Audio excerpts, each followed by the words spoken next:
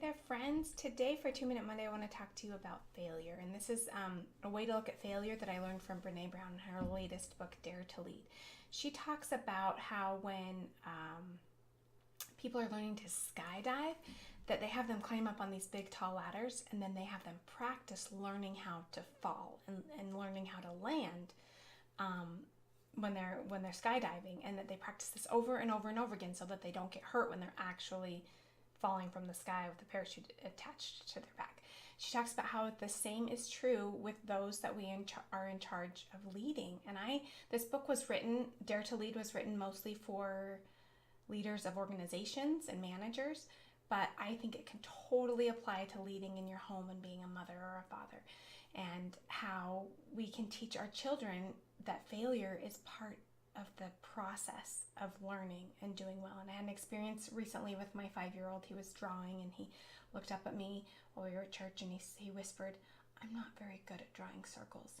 And I looked at him and I said, I resisted the urge to just tell him, "Oh, but you are good. You're so good at drawing circles."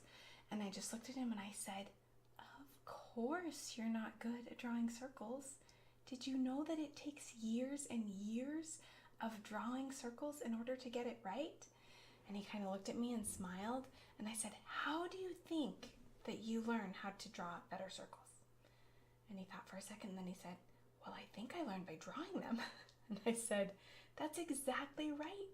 That's how we learn how to get better at anything. We just keep practicing it and doing it. And we're not going to be very good at it when we first start. But all of that self-doubt and discouragement is just part of failing. It's just part of the learning process. And so when we can release the idea that failure is either supposed to feel good, or that if we're failing that something must have gone wrong, then we can realize that when we do fall down, this is just part of it. Remember, this is just part of the process. And it's so much easier to get back up than thinking something must have gone terribly wrong and I need to turn around and not do this anymore. So I'm going to talk more about this on my in a podcast episode that's coming up. But give that a try when you're thinking about failure in your own life and failure with in regards to your children and what they're experiencing.